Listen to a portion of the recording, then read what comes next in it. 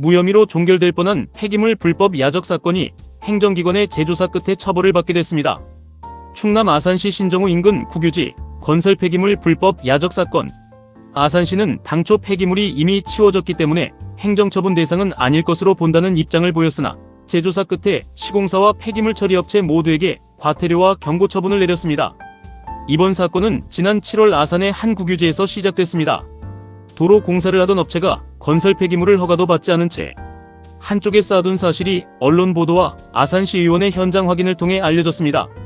현장을 확인한 결과 폐기물은 아무렇게나 쌓여 있었고 비가 와도 침출수를 막을 방수포는 물론 어떤 폐기물인지 알리는 안내 표지판도 설치되지 않은 상태였습니다. 논란이 커지자 시공사는 중장비를 동원해 폐기물을 모두 반출했습니다. 하지만 이후 아산시의 첫 반응은 의외였습니다.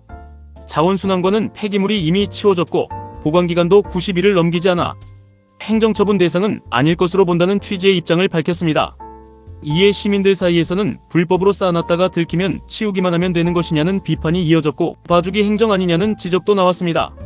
논란이 계속되자 아산시는 올바로 시스템과 폐기물 처리 내역을 다시 조사했습니다. 그 결과 폐아스콘 160톤, 폐콘크리트 280톤, 혼합건설 폐기물 50톤 등 모두 490톤의 건설 폐기물이 처리된 것으로 확인됐습니다.